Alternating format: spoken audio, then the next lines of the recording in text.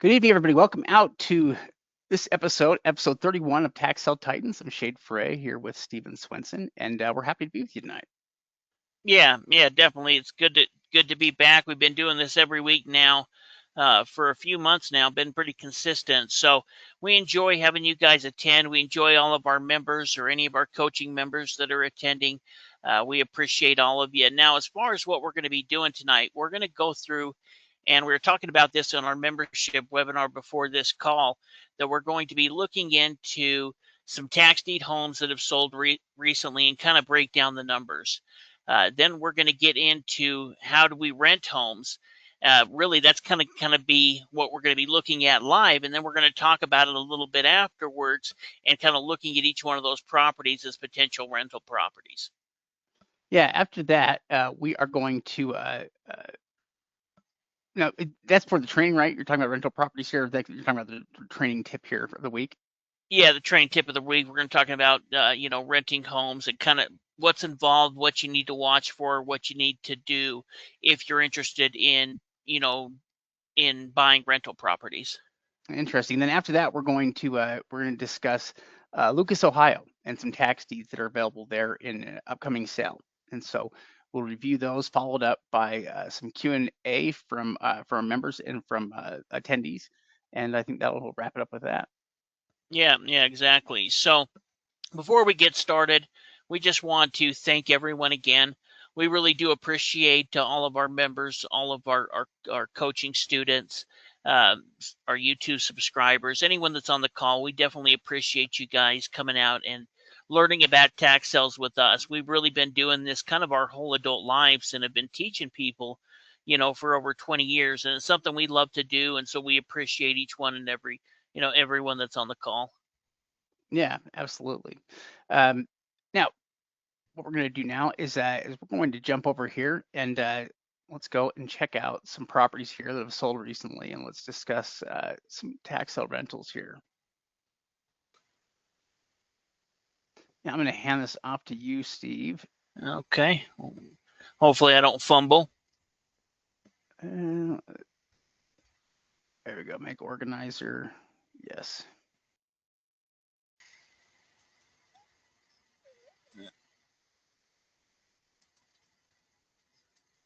Okay.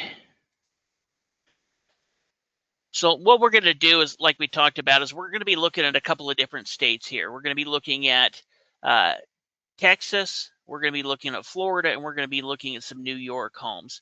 And what we were talking about with our members before is you go through stage 3 due diligence. We really kind of set our max bid, and within class 4 and 5, that's kind of what we're going to be looking at tonight, are class 4 and 5 homes that are going to be at the topper tier homes, and we're going to go through and break down each one of the deals. Yeah, so essentially this can be properties valued over 100,000, in most cases here, 100,000 plus or somewhere right in that range. In a lot of cases too, these properties, in fact, sometimes you have properties that are not necessarily highly valued, but they bring in a lot of rent. In fact, in some cases, properties are more impressive for the rent potential they have than even their value. A lot of properties bring in more rent than their value would really justify.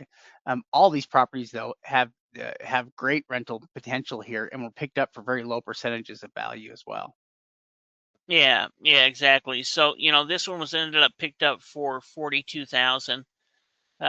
Quite aggressive on the bids. Now, doing the on-site evaluation, we can see newer roof, newer siding, really overall, a pretty good deal. Especially as we break it down a little bit more. So, here's where we're located. You can see that we're kind of in a subdivision within here. The Redfin is valued at about 121,000. What was kind of interesting though is this is pretty much the exact same home. This home has a little garage like there. The only difference is you've got this full porch instead of just that, the kind of that front porch on the other one, and it sold for 150. So, kind of looking at it, this is definitely one where it's already pretty clean, but you could do some extra things to it and probably, beef it up, or you could just rent it as is. Yeah, which I mean, really, just the way it is, right now, you could rent it out and probably do really well. Yeah, if you wanted to try to increase the value or get some more money out of it, you certainly could. But at 42,000, they have picked it up for under a third of value. We could say. I mean, in fact, it's probably somewhere right in that range. It might have even paid closer to 25% of value. And what that means is just that this property has the potential to bring in $1,300 a month in rent. And so they've automatically walked into, equity of 80 to 100,000 with how much they paid for the property. But it has the potential to bring in upwards of $15,000 a year, which is pretty good rental, income considering they only paid 42,000 for it total. Yeah, well, it's going to pay itself off in about 2.5 years. So let's say that there's extra cost. Maybe it pays it off within 3 years. This is a business that you pay, 42,000 into, or let's say we're into it 50, and it pays itself off within 3 years, and you make an extra $16,000 a year. Let's say there's less expense. You're still making $13,000 or $14,000 a year that's going directly into your pocket. You do that 5 or 10 times. Now you're bringing in some serious income, and we can look at some. There's going to be some properties that even have higher amount, but this is still a home that's going to pay itself off within just a few years. Yeah, anytime you have properties that could be rented out Oh there shoot. for any short period of time like that, I mean, anything under 5 or 10 years is pretty crazy, at least compared to most real estate investments. And when it gets down to where it's just 2 years or 2.5 years, that it really it just shows how much income potential these properties have compared to their value. So even though they didn't pay very much, this property has the ability to bring in a lot of money. Yeah, here's another one.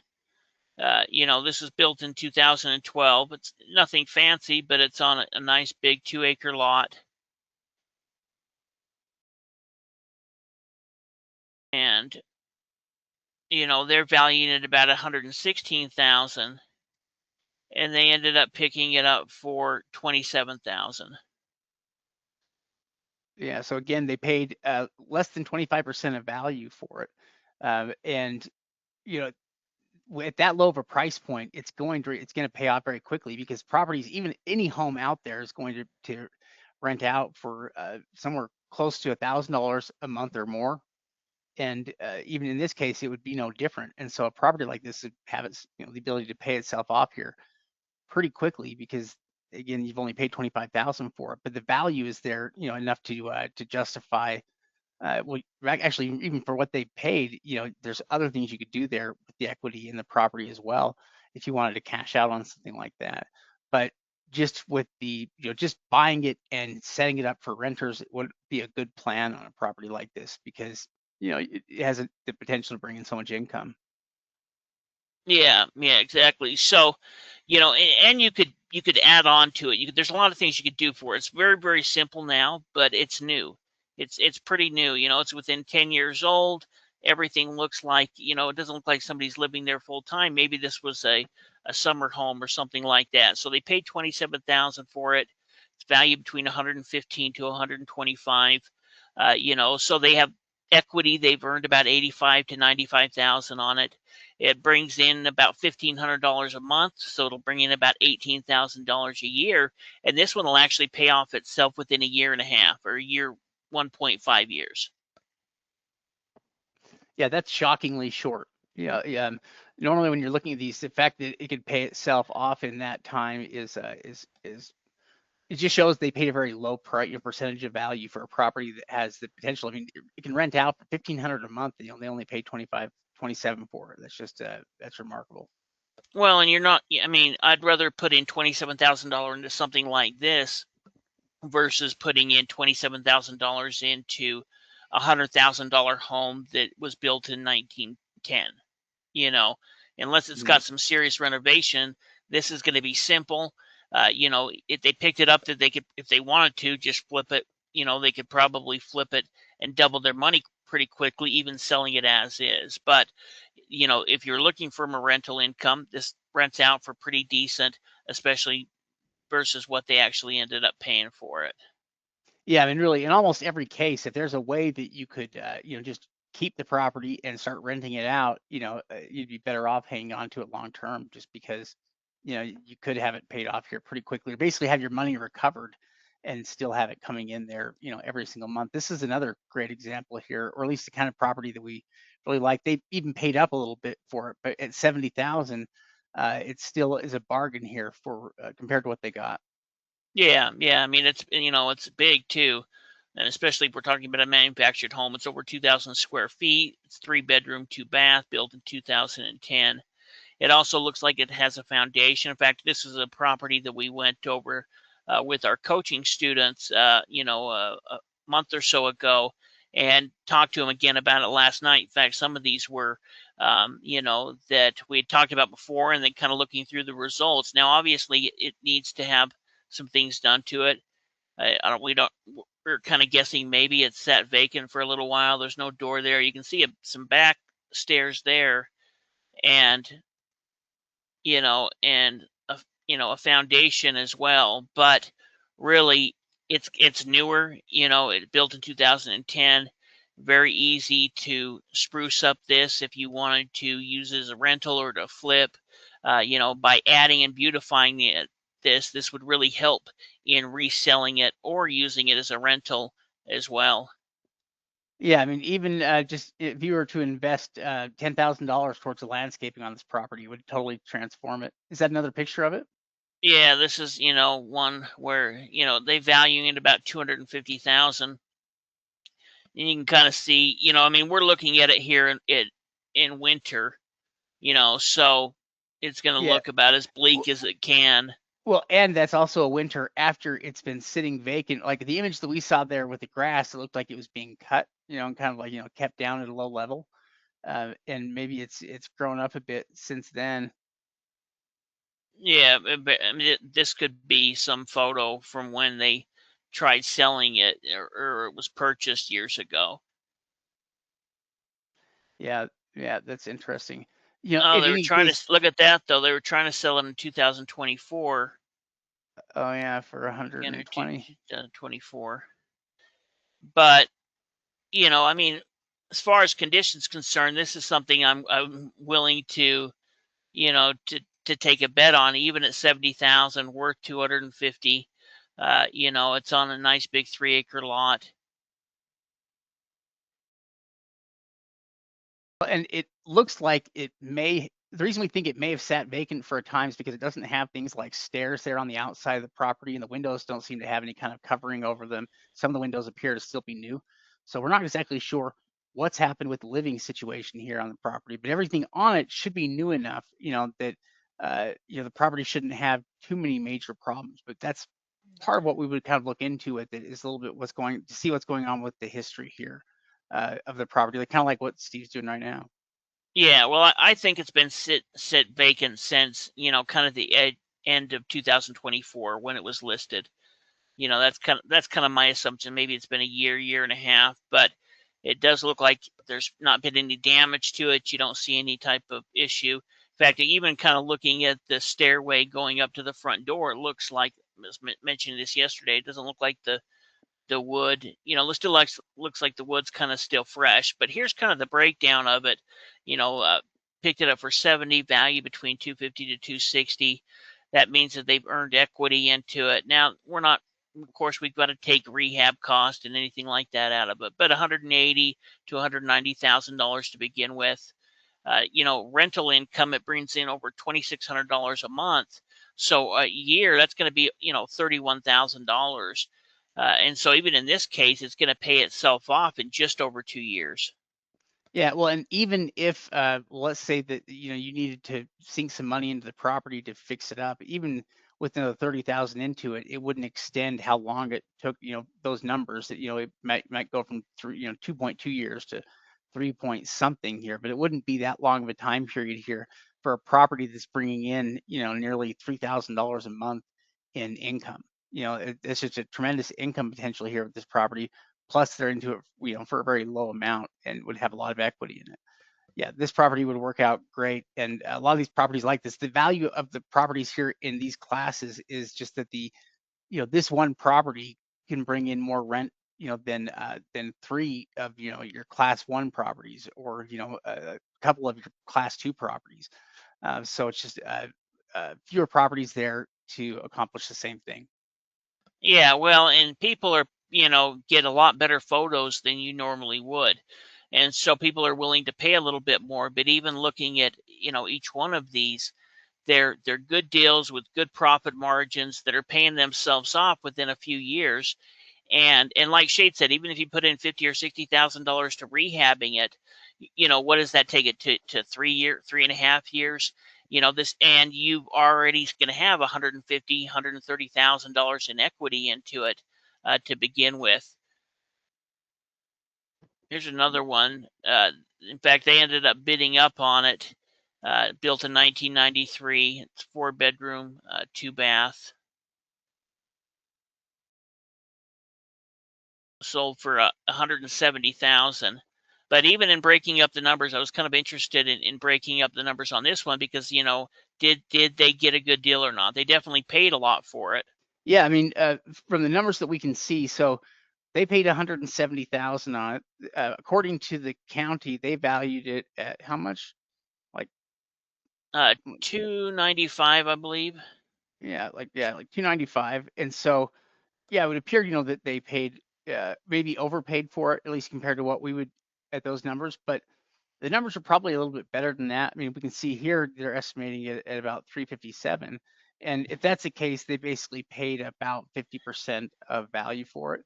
And it's not really a bad deal, considering the fact that there's still quite a bit of profitability in this. They have the potential here to probably earn in excess of 150,000 on it. And the property looks like it's fairly usable, just like it is. So they may not need to invest much of anything in the property in order to resell it. And they're basically buying a ready to use property at that price point they're at. Yeah, in fact, when I was doing, I went and Googled over top of it just to check the distance, and it seemed like it was bigger than what they're putting right here at 2100. But you can see it's really nice. It's currently being lived in. Got a sunroom here. A big huge yard. So it makes sense in why they ended up paying what they did for it, especially as we kind of break down the numbers a little more. This one's going to take under 5 years to pay off, so it's going to take more. But it's still there's $190,000 worth of equity into it. So let's say that they put another 40 or 50 and maybe another 15 to do the roof, another 15 or 20 to redo the interior paint, carpet. Even in that case, you're still picking it up with a huge amount of equity in a home where you're not going to be able to do that type of deal any other way than through something like a tax sale.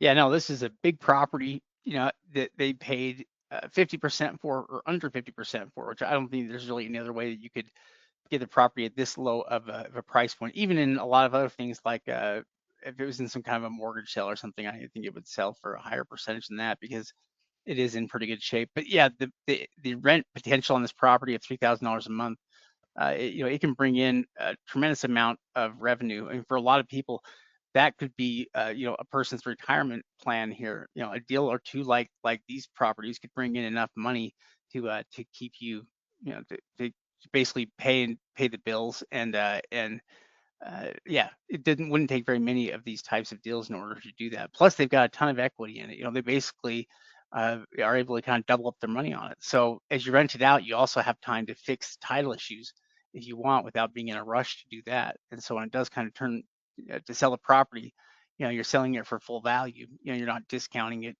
because you have a clouded title. You have an insurable title at that point. Yeah, yeah, exactly.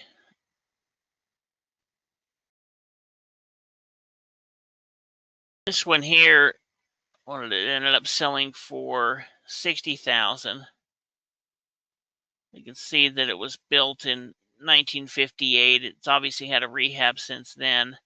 They're assessing it at 158,000. It's also on a big lot. It has 10 acres. Also has some acreage.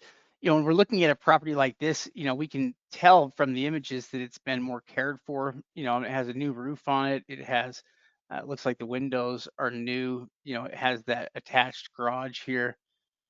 All of that stuff looks like it's functional and new. And I think if we were digging more into the pictures, we could even see that it wasn't that long ago here the property was occupied. If it's not occupied now, I don't know. Yeah, in Um, fact, this is one that we talked to our coaching students about, because one thing that was interesting is you can see that they've got a little piece of deeded property over here next to the lake, because this is across from the lake, and so that kind of allows them to have a boat dock or anything that they want. And this lot was probably done a long time ago, where it also gave them access to be able to get water, or use it in that section as well. So you've got a big 10-acre piece here, with an addition to being accessed on the water. And then, like Shade said, you can see that it's been upgraded: new roof, new siding, new windows.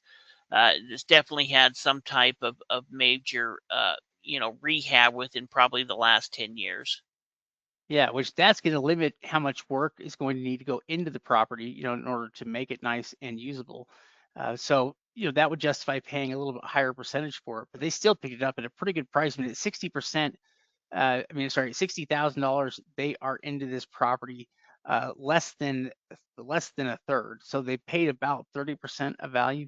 I'm kind of guessing here, but it basically still leaves over $100,000 in potential profit that they could make on this property, if they were to turn around and sell it. Well, and one thing that's interesting is a lot of this land has been is currently farmed, which means that you may be able to automatically buy it and have a good portion of this bring in residual income, as well through farming. You can see how they did quite a bit of it. You could probably even move some of this stuff and have them kind of farm this whole area here. And that may be, I don't know how much that would bring in an extra year. I don't know enough about that, but what could be $5,000, maybe more, maybe less. I'm not quite sure, but that could be an additional income source, because it's obvious that they were currently farming it right now. Yeah, well, and the one thing that it could do is it could cover something like property taxes, for the year. So rather than that coming out of your pocket, it's basically, could being covered by somebody that's working the land. That's something you could potentially do. And anytime you have acreage like that, there's that potential there for use and the ability to lease it out or rent it out there to somebody. Especially, yeah, anytime like if we see that the property is active farmland, then there's an active use or a use for it. That's kind of the main thing that we're looking for, is to see if the property has a specific use, that can be monetized. And with farmland, it's pretty clear and easy for us to see. Yeah, yeah, exactly. Here's kind of breaking down the numbers. Uh, they ended up paying 60,000, valued at 195. So they've got about $135,000 in equity or so. It rents out for almost $1,900 a month, which would come out to 22,800. So in about little over 2.5 years, this property would pay for itself, and that doesn't include, let's say that you can bring in an extra, uh, you know, an extra 3 or 4 grand a year in income from the farmland. That could even increase it to where it pays it off within 2 years. Yeah, I think these types of deals are remarkable just because not paying very much for these properties that have tremendous income potential. And a lot of these properties also look like they're pretty close to being ready to use right now. Like most of the properties we've looked at look like they, could be used right now. Like, I wouldn't think that there's too much going on because I think most of these properties have been occupied fairly recently. Yeah, I just was looking at some of the questions, comments. Dan was talking about how pasture lease is an option. It's absolutely good money in hay. And so all of those are additional options on a piece of land like this, where you've got both land you're leasing and you're also renting it out as well. And there's a lot of people who are looking for exactly a property like this, where it's not too far from town, but they have their own acreage. Maybe it's 10 minutes away, 15 minutes away, quiet. And so there, even though there's a lot of renters that are looking for a property just like that, that may want to get out from the city a bit. Yeah, in fact, yeah, in many cases here, sometimes we can look into the rental markets for these areas if we want to get an idea of what's going on or what's currently available. Oh, this property here is another just amazing deal. This is one where it's picked up for probably a lower price than it could be picked up just about anywhere at here compared to what it is. This property is humongous. So they did pay a lot. I mean, they paid 325,000 for it, which, I mean, that's a lot of money. But as we get more of the details here about the property, and it was built in 2011, it's 6,300 square feet. So it is huge. I don't know how it's only a three-bedroom, three-bath house. At 6,000 square feet, it's got to have a lot of rooms that are dedicated to something in there because that's just a lot of square footage to not have more bedrooms than that. But as you look at the property, you can see it's a big house, and the value on the property also kind of substantiates that as well. They paid 325, but the value of this property is closer to what do we find out? 800,000. Yeah, yeah, 879,000. You can see it's right here. I mean, we'll look at it here a little more. One thing that was interesting as well is that off here to the left-hand side, it looks like to me that could be a, I don't know, maybe it's a shed, but you've got the front in there. I almost wonder if it could be like a mother-in-law apartment or something like that, a little apartment. But yeah, I think there's definitely probably more than 3 bedrooms in it. But you can see, they're valuing it at $879,000. We can see where it's located right here. You're kind of, New York on this side, Vermont on this side. Yeah, you're basically, is that ocean access or was that lake? What are we looking at there? I actually don't even know myself. I should look that up. Well, if you scroll out far enough, does it show? I mean, does it touch the ocean anywhere here? How far inland are we? No, it's in. Oh, I see. I see. It's inland quite a Yeah, I ways. mean it's closer to Vermont, and it's up here at the top part of New York. So it's some lake. I can't remember if Lake Champlain. Champlain. Oh, Yeah, interesting.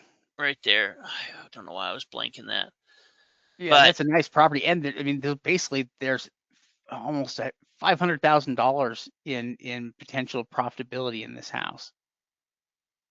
yeah, yeah. I mean, really kind of a cool location. I was looking at some of the things around it.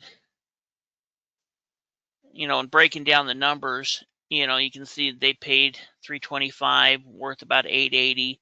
So there's over $500,000 in potential equity, in this deal. So sure they paid up for it, but this is one of those top tier properties that they still picked up for less than 50 cents on the dollar. And there's possibility to make over $500,000 on this deal. So yeah, it's going to take some money to get up to a deal like this, but you can see that it rents out for almost $4,200 a month. Yeah, that's a lot of. You're talking about $50,000 a year is what it's renting out at. That's uh, it's a considerable amount of income here for a property to be able to bring in. I mean, sure, they paid $300,000 for it, but that is, yeah, that's a tremendous amount of monthly revenue. Yeah, exactly. So it's going to pay itself off in 6.5 years. But even in that, we're talking about at that point you're going to be, it's probably going to be worth nearly $1 million, and you own it outright. And that's where you can really create wealth is as you get into these class 4, class 5 homes. Make sure that you're picking up the best type. This would be a great example of one where even if it takes 6.5 years, you have that much equity in that property, in essentially something that's been paid off. Or you could take a loan against it and go buy more. I mean, there's just so many options when you're looking at this where you can get creative with it as well. Well, yeah, I mean, it would be a pretty easy way to turn 325,000 into $1 million. I mean, that if you were to just hang on to it for a few years here as you rented the place out and lived in it, it probably would go up to that $1 million mark. Yeah, this one's kind of interesting. We talked about this one before, a little while ago, but this is in Miami, pretty competitive market. We can see that it's a condo here. It ended up selling for 70,000, so it sold for quite a bit. And I wanted to kind of see what the numbers were on something like this, and if it would make sense. You can see it's located right here. Here is essentially what it rents out at. In fact, let me grab another link. That rents out for $2,500 a month. It's only 360 square feet. That's crazy. Yeah, and here's one that's just like it is for sale next to it. So, they're selling for about 160 to 180. And they're renting out for $2,500 a month. So yes, they paid up for it. It's only, I mean, it isn't. It's in this Sunny Isle Beach, just I think it's south or it could be north of Miami. So it's a uh, small home, and you can get kind of small condo, and you can kind of look and see what they look like. All of the floor plans are the same on this model. But even in breaking down the numbers of this, it's going to pay for itself pretty quickly. And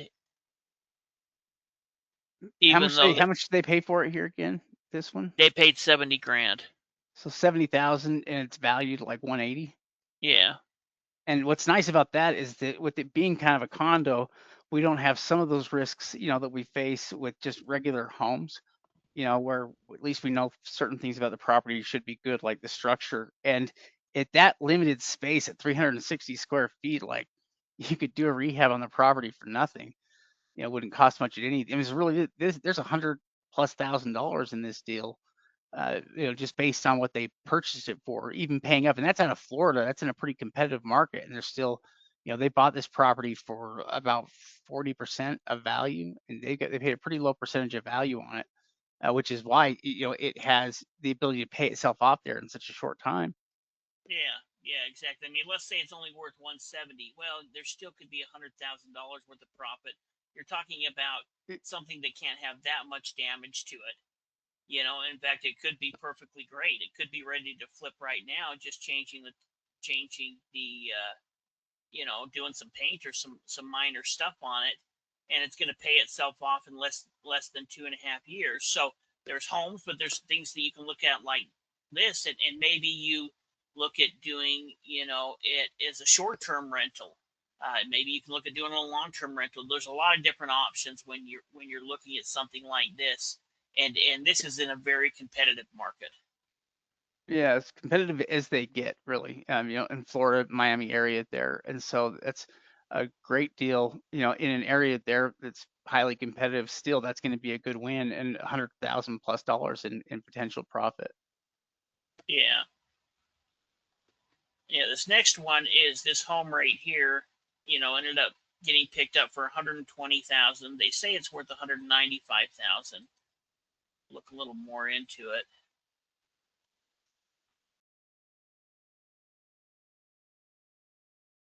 But this is actually one that's worth quite a bit more. This is where research becomes so important. It's the reason we talk about the 3 stages of due diligence.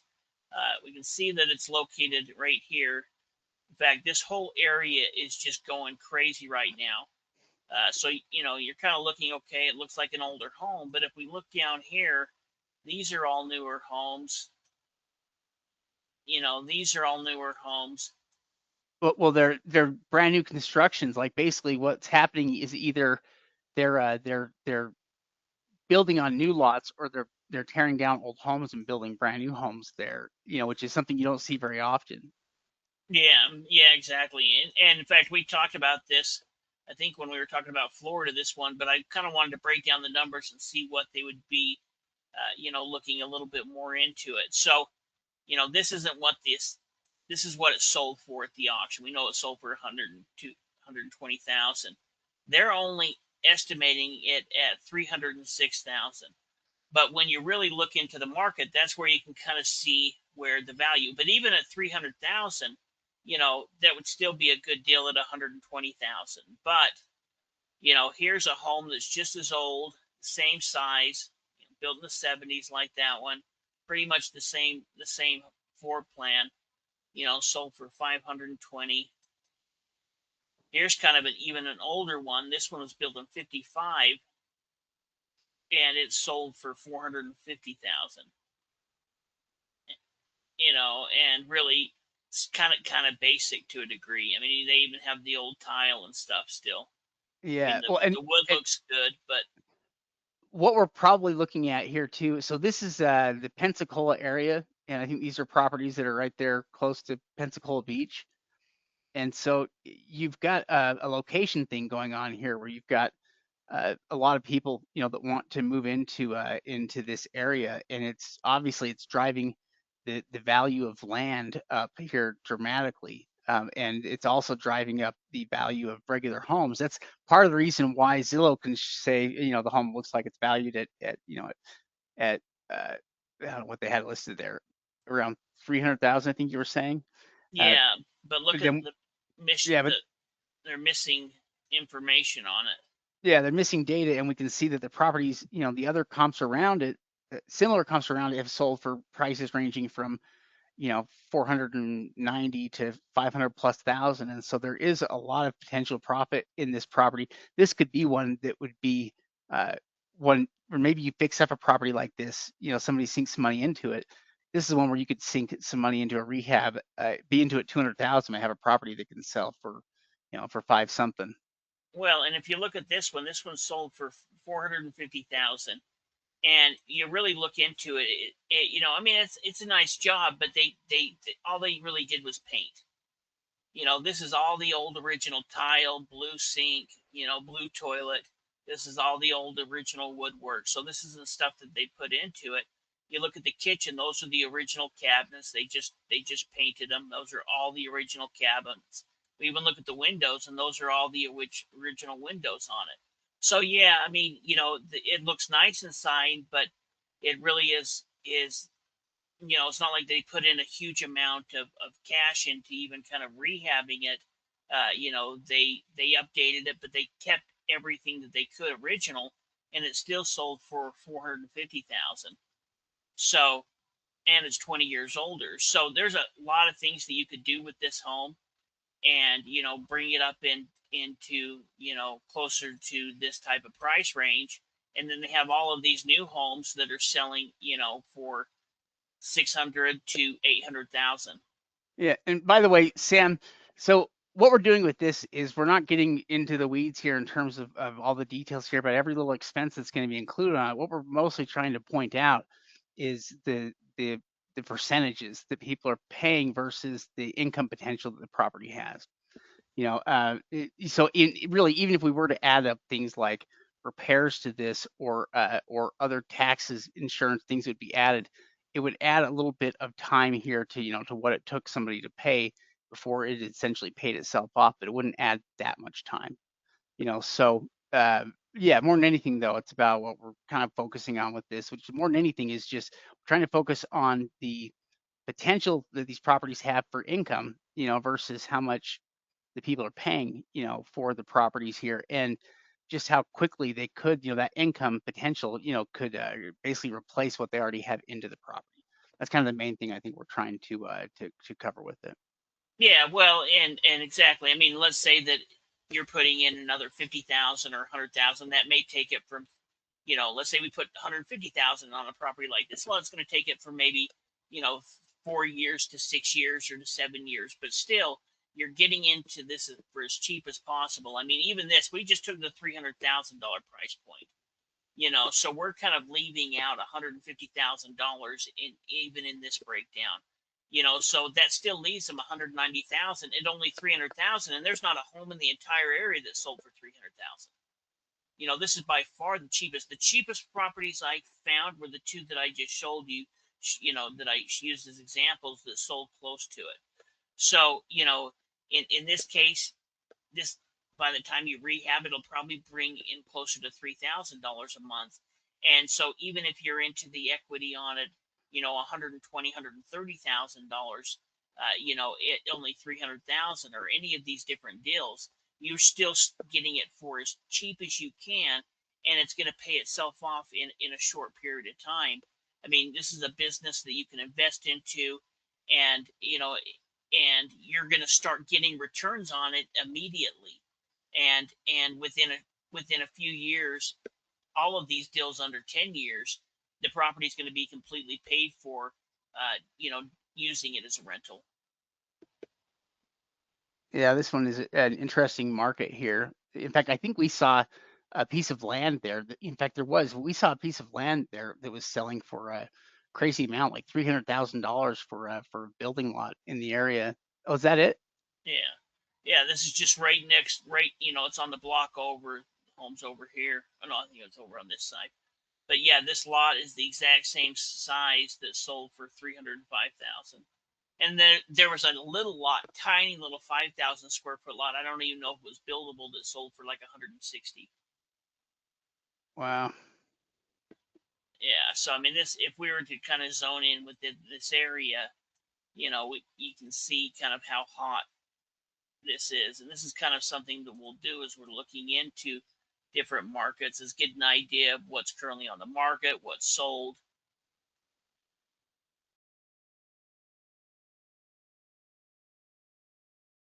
And then from here you can go back a year. So just here in this little area, there's been 208 properties, and this is just a less than a square mile. And then we can see how many are for sale. There's currently 60 for sale. Holy cow. So yeah, I mean, they basically have 3 months worth of inventory, available right now. It means they're turning stuff over really quickly. Yeah, yeah, exactly. This older home there. There's a newer home. That's an older home as well at 489,000. So this whole area, property values are going up, and so picking it up at 120,000 doesn't matter. You know, in this case, because the property value is so high, even if we have to go and do the roof, we have to repaint everything. We take this. You could. There's so much money, in the cost in the putting up these new homes, that you could refreshen this home, add anything you add to it smartly, you're going to be making up when you turn around and resell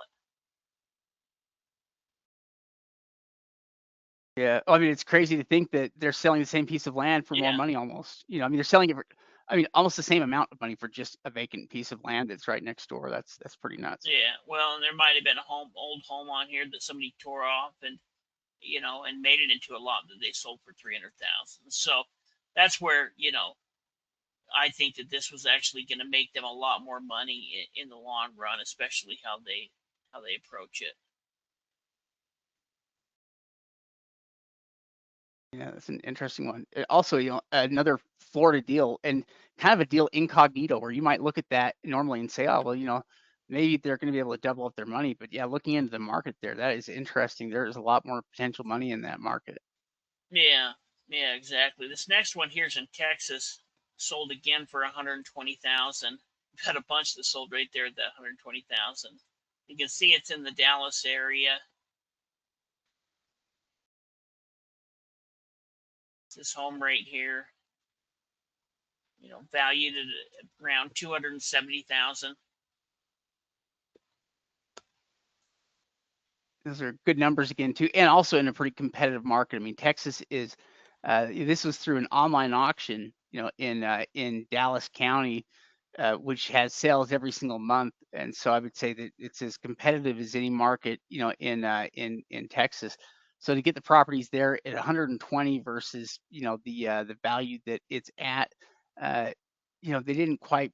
Well, let's see, what did they pay? About 40%, maybe not quite a third of value here on it, but more like 40% or so. And that's a pretty good number, at least uh, for this area here, to pay 120,000 for the property here like this. And it has potential here to probably even bring in more. Yeah, well, I think every one of these you could use as a rental, but these could be used as flip deals as well. Let's say they pick this up for 120,000. There's worth $150,000 worth of equity if they sold it for 270,000. Let's say they put $50,000 into rehab, and that's still making 100 grand on the deal. You know, I mean, if you were to go through and look at each one of these 190,000, let's say they put in $90,000 and they only sell it for 310, there's still $100,000 in this deal. You know, this is probably the smallest one, but even here you could probably get nearly $100,000 for each one of these deals. You know, this one here, you've got the chance to make, you know, $500,000. So we're looking at kind of the rental side of it now, but you know, each one of these could be great flips as well that could be easily done as a flip. Look at this last one and I'll throw it over. Been going through them for a bit here, but here is another one in Florida. We wanted to show you a couple of different markets of Texas, excuse me. That last one was in Texas and Dallas. This one here is kind of interesting. Can't remember if we looked at it with our members before. We looked with, but it's a nice house. yeah, in fact, you know, really kind of for as big and huge and grand as it looks, it really doesn't have that high of a value as far as what they're assessing it. I'd be interesting to see what it would appraise for after you rehabbed it. Because I mean, How much did they pay for it? They paid 127,000 for it. So they paid 127, and even on Zillow, they were saying it's worth 3 something. 339. You know, I just, you know, I have to think that if you were to do something with this, it could be worth more than that. I mean, it's right there on the river. It's a big, you know, beautiful home. Well, you know, there are some newer images somewhere here too. Maybe it's here where they have there's some construction work that they've done. There's like a back room that where the wall looks like it's been taken out, and you know they've been involved with some level of construction. But yeah, I mean, there's a couple $100,000 in potential equity, and that's if the value is only at 339. It is, I mean, it's 5,200 square feet. And when was it built? It was built in 1970.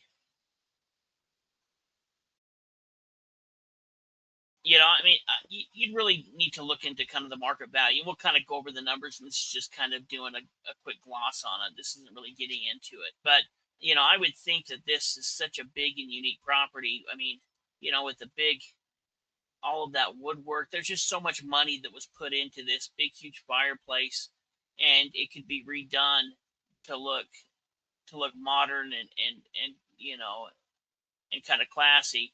So It's just never been remodeled since 1970. Basically, it's kind of original to 1970, and so it would probably be a fairly big remodel job. But at the end of it, the value on it might be pretty good. Yeah, yeah, and it was just kind of fun to look at the numbers. I mean, this one is the one that I would be the most worried about. You know, I mean, we need to really, if we were buying it, we need to make sure that the value's there, unless we were just going to, you know, flip it quick to try to sell it for 200 and make, you know, 75 grand on it. Because this is a major project. All of these ones here have been pretty easy, you know, as far as what needs to be done with them. Some of them maybe very little.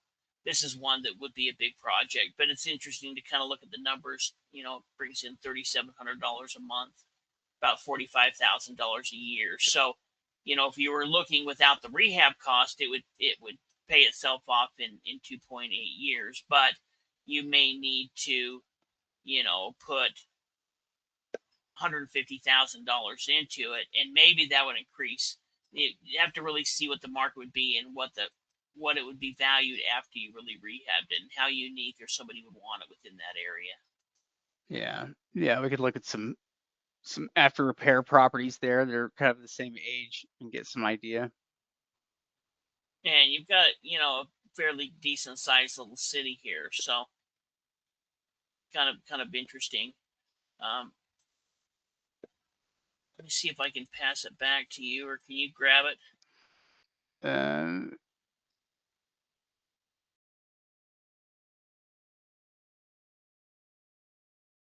oh yes, I can. All right, easy enough. Okay, let me make sure I'm sharing this here as well. Let's see. Yeah, yeah, we're good to go. All right, good deal. Let's talk. This next topic, our section is going to be about renting out properties here. We're going to cover a couple of different things here. So this is going to be this is a practical training here to screen tenants, property care, and just basically sound rental finances in general. Yeah, I mean, with the tip of the week, we're just going to go through kind of the basics with it, make sure that you guys understand. It's important that we understand some of the basics with this so that we don't make any mistakes. Before as we get into the criteria, it's important to make sure that the person is qualified. We're looking for tenants that are going to be good tenants. So usually we're going to want to make sure that they make, at least 2.5 to 3 times their rent. So if the rent is $2,000 a month, they need to probably make nearly $6,000 to be able to make sure that they can afford the rent. We also want to have some type of credit minimum. That way, we're having tenants that have a history of paying. They don't need to be an 800 credit score, but if they have a good history of paying, then this is going to probably going to be somebody who is going to continue paying. We look for references, look in things like into their evictions. And so the application process is a very important step in us determining who's going to be the best tenant and who's going to work right, especially if we're going to be renting it out and being kind of the landlord ourselves versus using a property management company. Yeah, well, and who we end up picking or choosing as tenants, can have a lot to do with what kind of a renting experience we're going to have. You pick the right tenant, you can have a very easygoing experience there where rent just basically gets paid. And if you make the wrong choice, it can turn into a bit of a nightmare. And so, yeah, I think the more careful we can be here about selecting people, the tenants, I think all of that. Anytime you spend time researching and putting some effort into uh, checking out tenants before you rent out, I think is money and time well spent. And because again, a good strong renter can stay in the same place for years in many cases and can be very hassle free, whereas a bad renter can be just the opposite. Yeah, exactly. So go ahead and go back there real quick. So as far as it, there's certain things that, as far as fair housing is concerned, that we need to make sure that we protect, or that we don't disqualify them from, I guess I should say. So we're looking at income, we're looking at credit, but what we can't do is we can't judge somebody on their race, their color, their national origin, their religion, sex, family status, disability. So as we're interviewing these individuals, we need to make sure that we're looking at the documents and what our standards are and not disqualify anyone because of any of those reasons. And then also make sure that we have a strong lease set up with everything that's going to be involved as well. So not only do we have the application, but this is how the lease is going to be so that you have everything ready when you do find that right tenant.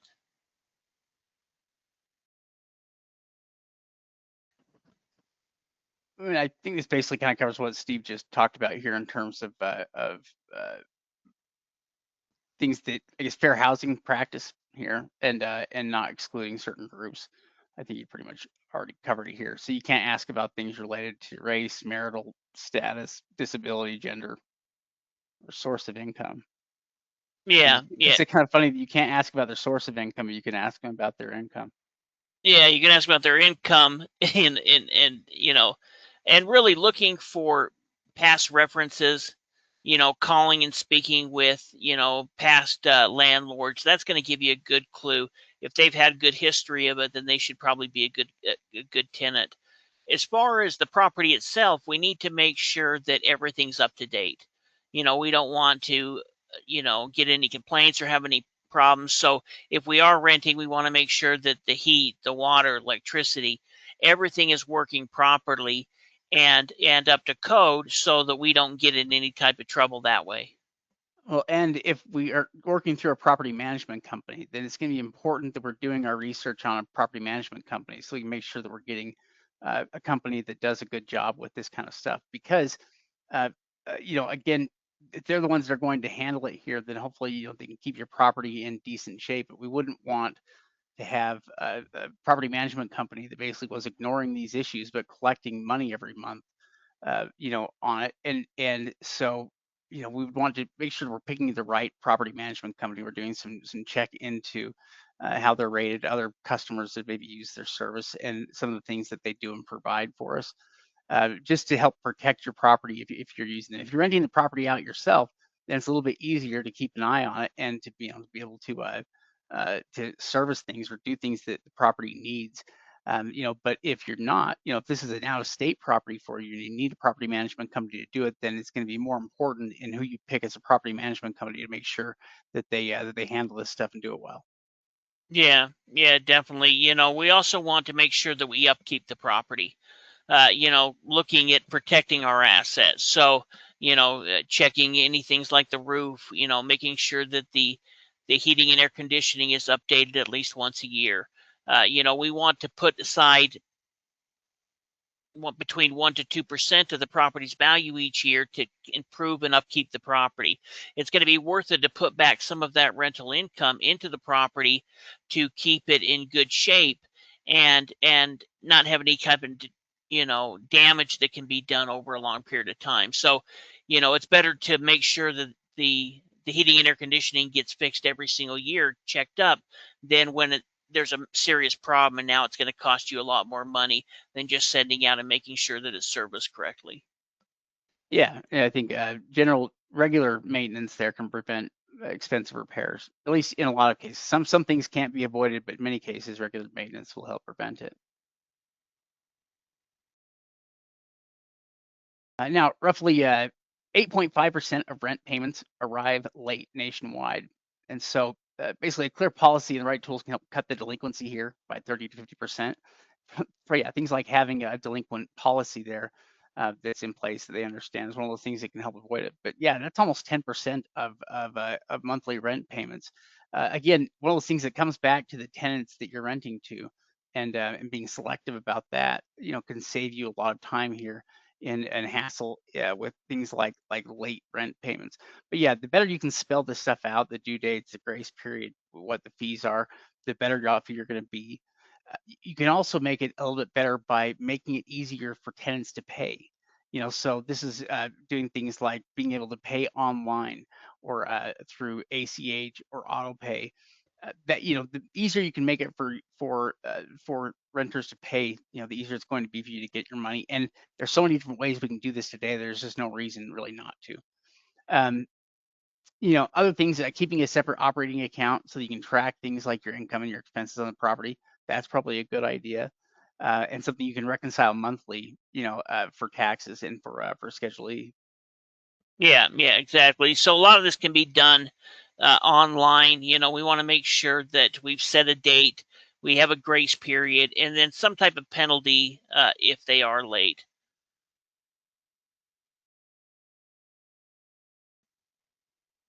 So kind And of the oh, go oh, go ahead. ahead.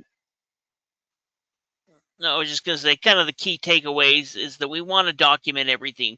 We want to be prepared beforehand. So if this is your first rental, we're going to want to make sure that we've got the right, lease set up, that we have the right processes in place so that we can weed out applicants and really try to find the best applicant. We really, if we're looking to be, a landlord, we want to have long-term tenants.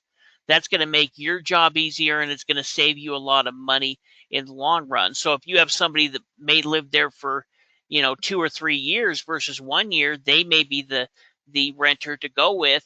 If as long as they have good history and everything, that way you're actually going to be making money because you're not going to have time where it's going to be sitting vacant trying to refill it.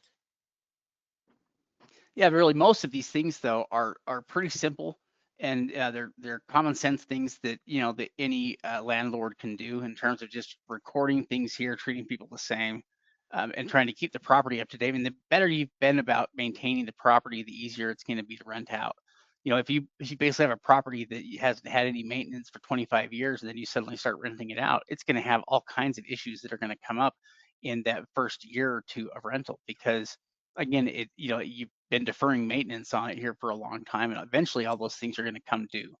And so, yeah, the more on top of it you can be with regular maintenance here on the property and getting things done, the easier it's going to make things long term for you. But everything else we can pretty well automate here, for things like collecting payments, uh, yeah, even property management itself. There's a lot of options for that today as well. For those of you, if you live outside the area, or if it's just something you don't want to spend the time to do, property management companies can be a good option, especially for investors. They're not paying full market for properties. Property management can be a great idea. It's harder for people that they're paying full market price to be able to afford, something like a property management company, and not lose money on the property every month. But that's fortunately not generally a problem for us because we can usually get properties at pretty good prices. So that's always an option. Yeah, yeah, definitely. Well, and you know, as long as we're looking into the local laws, we should be doing everything correctly. And like Shade said, maybe we'll do a training here in the future on how to kind of interview for a property management company, because if we're investing outside of our own area, it just may be best, especially like Shade said, because we're not paying a mortgage on it. We're usually going to be in a better position. So before we end tonight, we're going to kind of quickly go through a Ohio tax deed auction, Lucas County. Ohio's really kind of in some ways a forgotten state. I don't think there's a lot of people talking about it as much as they probably should, because there's a lot of different counties, and some counties are still holding on-site auctions with their tax sales. But a lot of them are putting those auctions online. Sometimes they will go ahead and have the tax sale on a different day. Some of the counties will go ahead and list them with their mortgage foreclosure. So it's a little bit confusing like that. But once you figure out, how that county has their list, then there's a lot of good opportunity in Ohio auctions. In fact, so we're going to go and take a look at that. And by the way, some of you that have had really good questions here, we are going to answer those questions here in just a moment. There's a really good question here that we're going to get back to in a second. But yeah, we're going to take a moment here to go and check out some of these Ohio sales.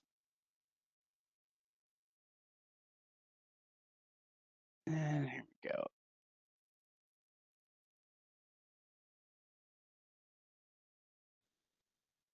Oh, actually, maybe I'm on the wrong thing here.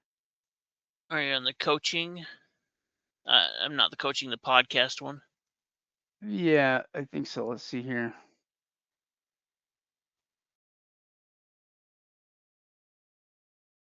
Oh, pre-sale review. Sorry, I was looking at the wrong thing here. There we go.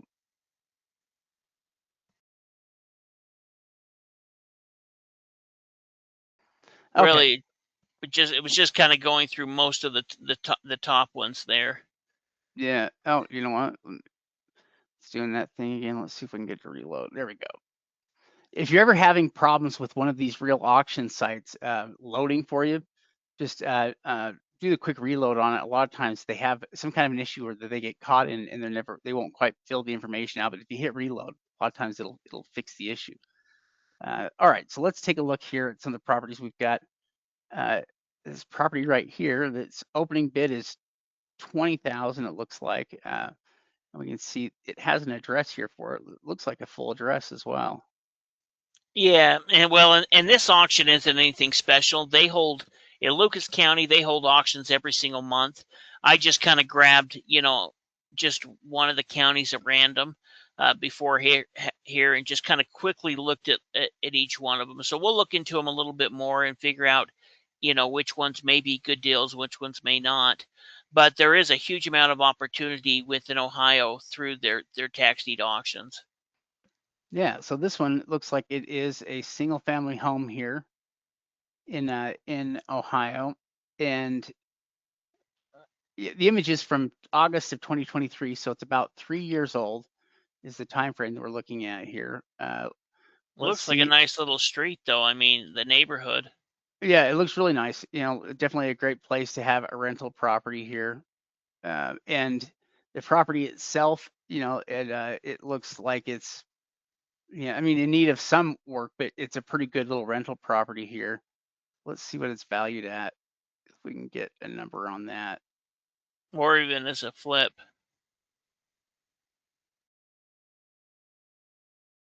Let's see. So Zillow puts it at 147 and renting out at $1,680 a month.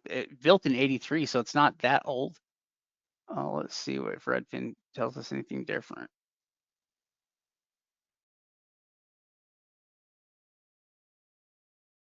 You know, 116. So really, yeah, Zillow's higher on it here. Redfin doesn't have a lot of information on it. I think they're pulling that. I think the assessed value is at 116. That makes sense here. So, at 147,000, you know, with it starting at 20,000, you know, it's opening up for about 15% of value roughly. Certainly there's room on a property like this here to bid it up. And we do an on-site evaluation. But like Shade said, built in '83, looked like the home next to it, was probably built around that same time frame. Not a bad little neighborhood, and we could look into it, but should be plenty of good potential on it. Yeah, so that one's starting at 20,000. Here's one for 37 that also has a full address here. Let's see what it is.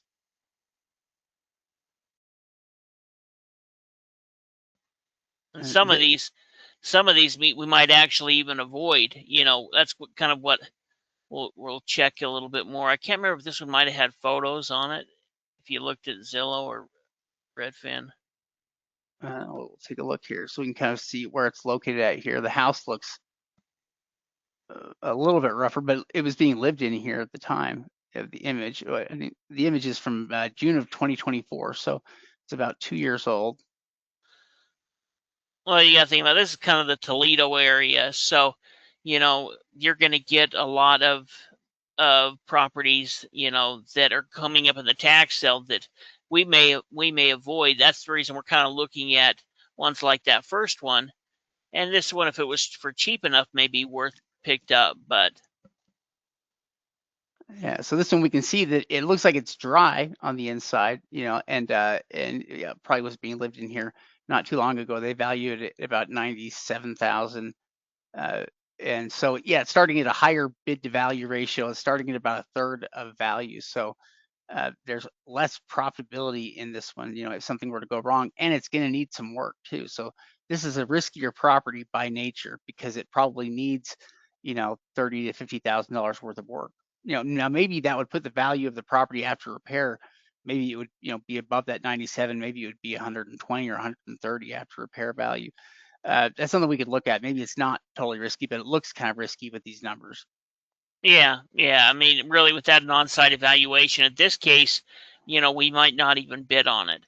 So in this example, you kind of go through and look at sums that look like they could be worth going after, and then kind of doing an on-site evaluation, saying, well, that one would be kind of on the borderline. We'd need to look a little bit more into some of the profit margins within the area to make a better idea. This wasn't the best auction, but it was the soonest one coming up in Lucas.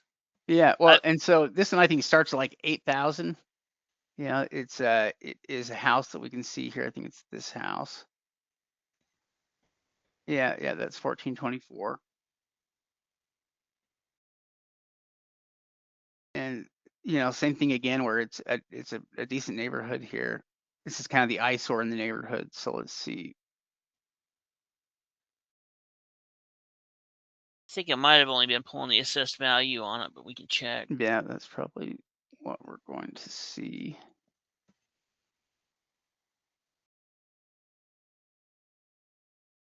56,000.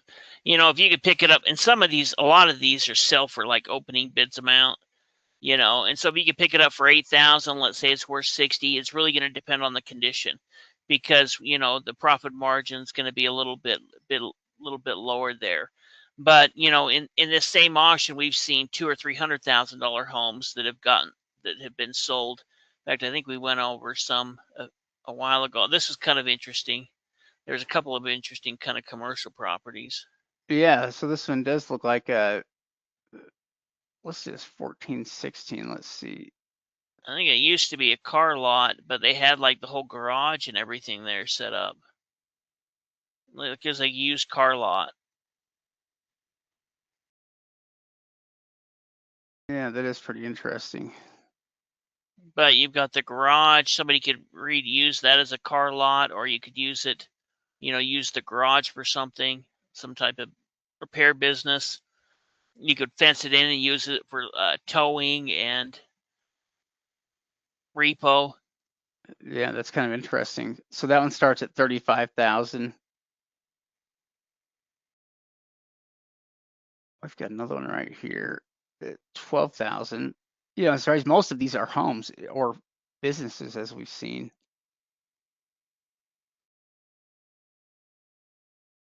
Yeah, another house here, and this one that starts at 12,000.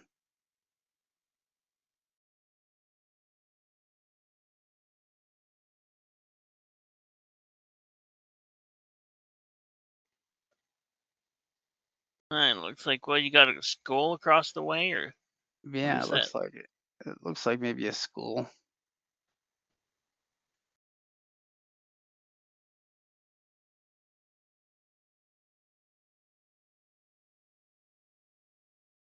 If that at 66.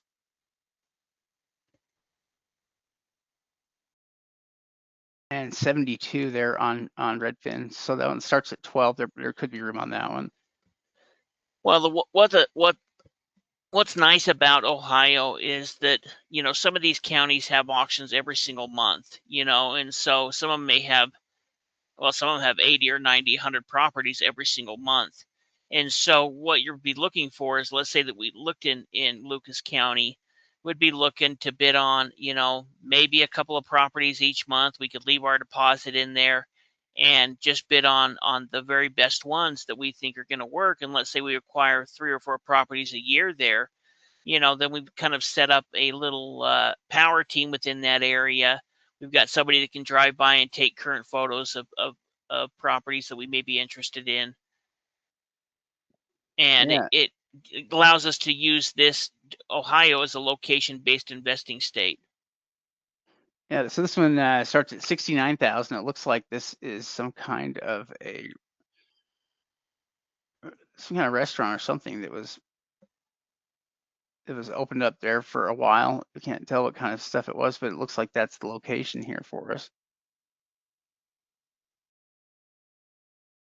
We have an Yeah. interesting mix of properties anyway on this list, including a lot of homes and a couple of commercial properties we've seen here.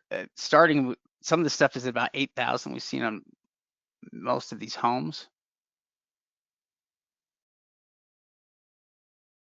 Well, and some of these may go to the land bank. In fact, I'm sure a lot of them do. So it could also be worth looking up, you know, them within the land bank and seeing what kind of land bank opportunities there was. I Yeah, looked in the Cleveland area a little bit before I looked in Lucas County, and Cleveland has a massive auction each month. yeah, I'll bet there are some big sales happening, where there's a lot of opportunity. That house doesn't look too bad. This is not a bad neighborhood either.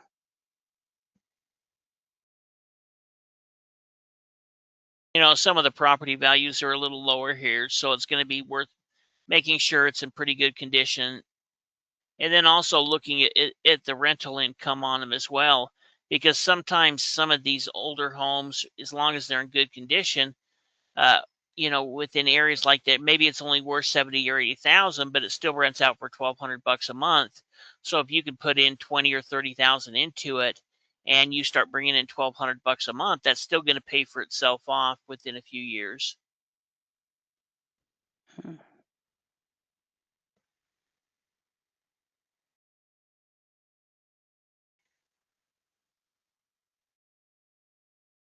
And which sale do you want to click on here for Cuyahoga? At least I can see on here, page one. I was looking at some of the properties on the 17th. I think they had an auction today. We could look through and see what the bidding looked like, or we can look at some of the other ones that came up. Is the 17th the right one to click on, or do Yeah, you want or the one today? or we can look at one that sold today. It doesn't matter. You know, these were just ones if we needed extra time we could look at.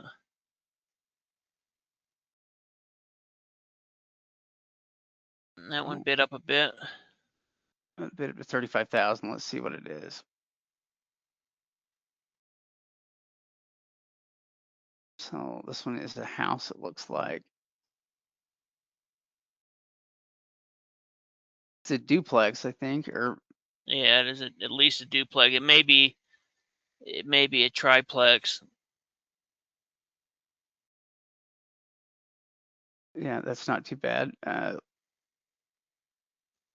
I'm sure somebody's buying that and planning on turning it in, like making it into straight rental. Yeah, but there is, so for 5,000. So some of these are selling for opening bid amounts. This one sold for the opening bid amount. And yeah, so yeah, there are people that are just paying like minimum bids here to win houses.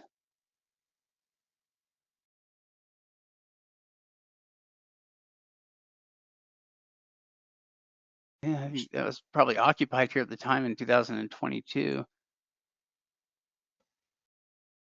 Yeah, tiny little thing. Yeah, here's one But somebody paid up on this one.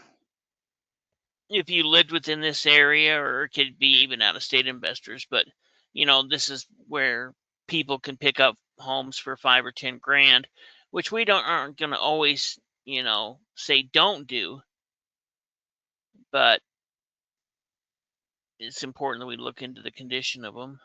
Well, now, this is a commercial property of some kind here. I can't quite tell where it is at underneath the trees. Uh,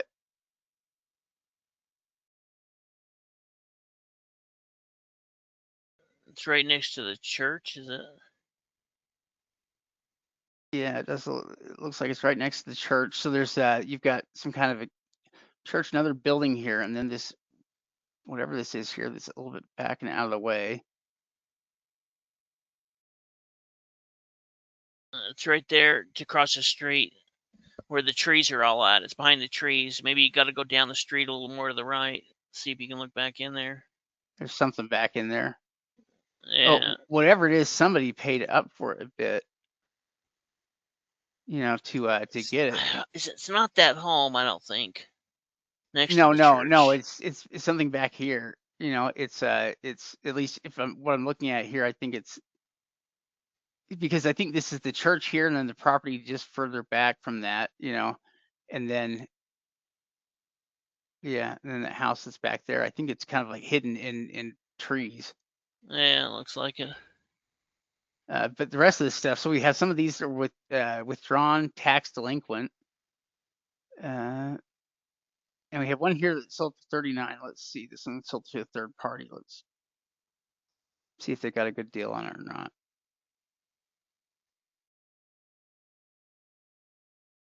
And yeah, this one's another house. It was being lived in here at the time. That's 2022 image. That is right down, like, I guess it's the end of a one-way street, but it looked like it was kind of in a commercial area. I thought a Yeah, it little is. bit. It is kind of in a commercial area.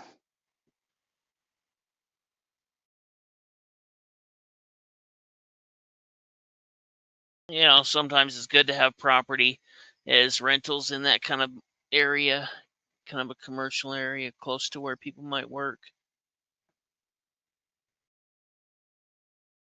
Yeah, 115,000. So they paid up a bit here at 39,000. They must have wanted it, but still there's plenty of money in it. And there's all kind of interesting deals, and there is some bidding that's happening here, but what the bidding that does happen is not bidding up that high. At least, we're not seeing properties bid up. I mean, they open up at 11,000, sell for 24. So they do bid up, but I mean, we've seen properties start at 11,000 and sell for 200.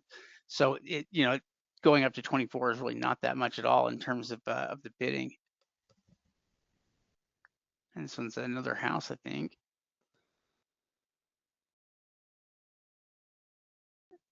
I think it's this one right here. Yeah, which is in pretty good shape, actually. I mean, in general, that's in pretty good shape. Yeah, so look into Ohio. I mean, there's quite a few counties. I'm not quite remember exactly how many There is, but there's a big long list of them. So there's a lot of different counties that are holding the online auctions, and if you live close by, it's worth looking into the on-site auctions, because the only people bidding at those are going to be the local investors, and a lot of the Ohio counties have land banks, which means that there's not enough investors there at the auction to purchase all the property. So you can also look into the land banks within there as well.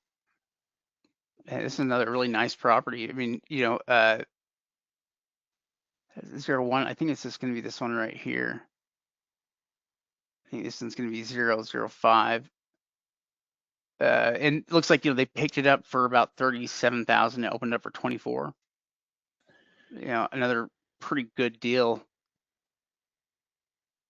Yeah, all of these, I mean, really, there are cases where people pay more than they need to maybe to win certain properties, but the majority of them, you've got properties that are selling for a little over, what the opening bid amount is. They're not bidding up dramatically high. Yeah. Anyhow, I all right. should go ahead and answer some questions. And Yeah, let's see. In fact, there was a great question I wanted to answer here. And the question here was this. In fact, let me find my slides here first. There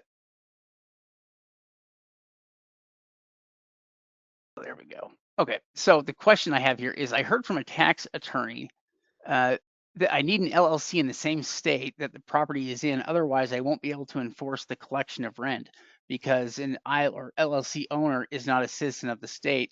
What have you experienced? And this is actually, it's a great question. And it's something that until you start to do business in multiple states, it's something that most people, I think, don't actually realize. And what he's talking about is when you establish a business entity, basically, uh, you establish them in different states. And in order to get recognized within a certain state, you either have to set up a business entity there so that they can tax you and you can be recognized legally, or you need to register as a foreign agent in that state, which kind of a similar process you can go through so that they can recognize you and be able to track your taxes. But there's actually some truth though to what they said here in terms of otherwise you wouldn't be able to enforce the collection of rent. When they say you wouldn't be able to enforce the collection of rent, meaning you wouldn't be able to send them to collections for it because you have to have essentially legal standing. And in the area, in order to have legal standing, you have to be paying your taxes and they need to be able to monitor your taxes essentially. And so, yeah, that's what it actually comes down to is taxable revenue that the county wants to collect, and making sure that you're a part of that. yeah, and all you'll need to do is you can either create a LLC if you were doing a lot of business there and there was a need to under your current LLC, but a lot of times you can, like Shade said, you can just register as a registering agent. It's usually under $200 in most areas that I've looked at.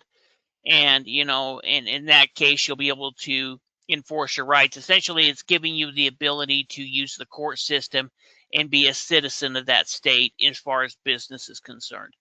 So, if investors are just flipping one property within an area, one state, we'll have them maybe do a deal without getting registered an agent. But if they're going to be going back and doing multiple deals within that area, then it's going to be worth it to get registered within that state. It's going to protect you in the long run, so it's going to be worth the couple $100 to get it set up.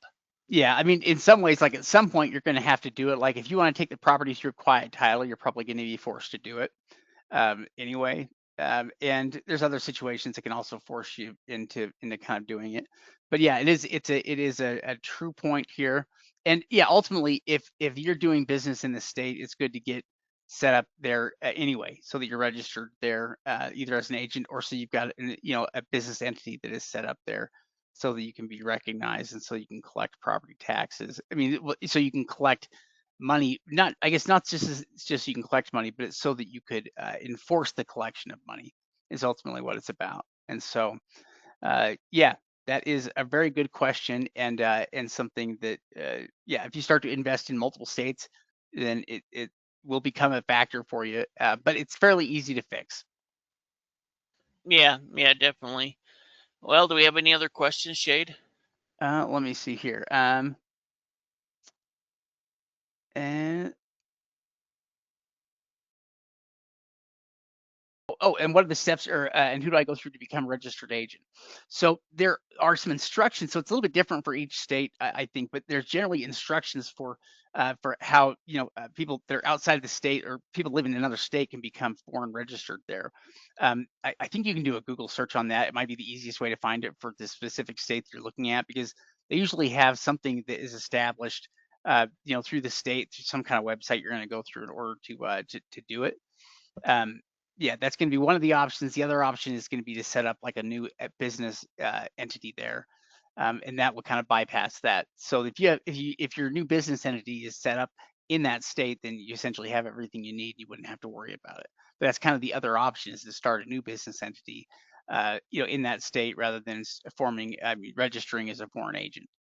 Yeah, if you had somebody set up your LLC or your business for you, there's a good chance they can do it. If you just want to do it on your own, like Shade said, you can go ahead and Google and they'll have the instructions. Or there's, different services out there that'll go ahead and do it for you as well within that state. So you'll look into that state specific. They'll go ahead and either pay for the forms to send them in, or you can pay one of the different services, or you can many times you can use, if you're working with an attorney or somebody who's setting up your business, they can probably do that as well. Yeah, yeah, but yeah, great questions. So you guys had some great questions on this, and yeah, yeah, I think I've looking. I think we've answered all the questions. If there's any others, you guys are welcome to send those into us. But I think we've covered everything. Yeah, we appreciate it, everyone. Thank you for coming out and joining us tonight. Yeah, you bet. We'll see you again here next week. Yeah, appreciate it. Yeah, thanks.